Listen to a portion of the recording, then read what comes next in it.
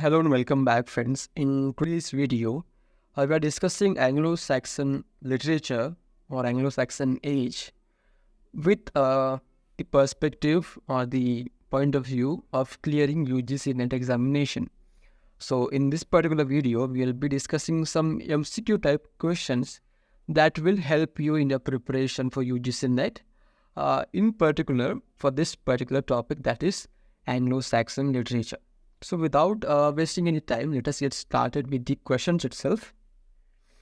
Yeah, for the first question, we have a very interesting choice. That is, which Germanic tribe contributed to the name English?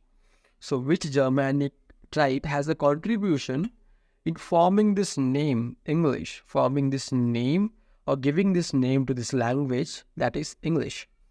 So for option A, we have the Angles. Option B is the Saxons. Option C is Jutes. And option D is the Danes. So this is again quite straightforward, quite simple. And I hope you have guessed the correct answer by now. And in next slides, we will see the correct answer along with the explanation. So even if you don't know the correct answer, try to pick one of the four options. And even if you don't know the correct answer, you will get to know the answer in the next slide. Yeah, so after looking at the answer, you will remember this answer in future questions which are related to this particular question, right? Yeah, so the correct answer is option A. The name English derives from Angles, one of the Germanic tribes that invaded Britannia, that is England, around in 450 AD. So this word English is derived from the tribe Angles, okay? So, question number 2. What effect did Christianity have on literacy in Anglo-Saxon England? So, what was the connection between Christianity as a religion and literacy of people, specifically in Anglo-Saxon England? So, option A is, it led to a decline in literacy. Option B, it had no effect on literacy.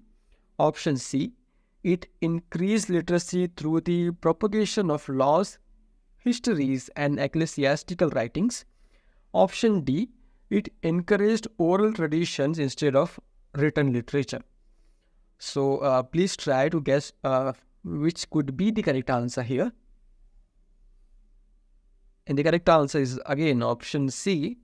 Christianity's widespread adoption in 7th century contributed to an increase in literacy as laws, histories, and ecclesiastical writings were propagated by the church. So because of this prachar, because of this propagation of laws, histories, and some religious writings which were promoted by the church. So this again, in effect, it improved the literacy of people. It encouraged people to read more, okay, to study the language. Okay, even if it is only for the propagation of religion, people were starting to get educated. They were starting to learning to read and write. So that was again a positive thing in that century. So which of the following values is not associated with Anglo-Saxon heroic poetry?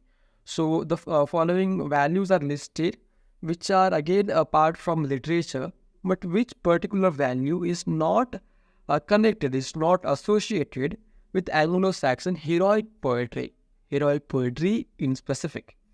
So option A is kinship relations. Option B, generosity of the Lord. Option C, loyalty to the Lord until the Lord's death. Option D, betrayal of kin for personal gain. And correct answer is option D. Betrayal of kin for personal gain contradicts with the values of Anglo-Saxon heroic poetry, which emphasizes kinship relations, generosity of the Lord, loyalty to the Lord until death, and revenge killing. So this emotion of this activity of betraying the kinship is not a part of heroic poetry of Anglo-Saxon age. For question number 5, we have what is a kenning in Old English poetry? So what is the meaning of kenning this word canning in Old English poetry. So it is a type of metonym, or it is a type of a straightforward noun. Option C, it is a poetic vocabulary. Or option D, these are two words compound in a place of more straightforward noun. So which is the correct answer here? Can you guess? The correct answer is, of course, option D. A canning in Old English poetry is a two-word compound used in place of more straightforward noun such as life house or a life house for body. So these are combinations of two words. Okay, so they have given one example here. So for body, we can use the word life house, which is a combination of two words, right? So this combination of two words is nothing but canning. Okay. So for the last question for this particular video, which literary device is frequently employed in Old English poetry according to the provided information? So option A is simile, option B metaphor, option C synecdoche, or options D alliteration. So which is a kind of literary device which is employed again and again in Old English poetry? So the correct answer for this question is option C. Again, option C is correct. So according to the information provided, Old English poetry frequently employs synecdoche along with metonymy and canning as a part of formal poetic vocabulary. So in synecdoche, they are narrating a kind of past experience in poetry, in literature of that time. So again, narrating stories about past heroes or past adventure is a very important feature of Old English poetry. So I hope you have understood the topics or the information discussed in this particular video. If you want to see more such videos on any topics, you can mention the name of the topic in the comment section, and we will try to cover all those topics as well. So thank you so much for watching.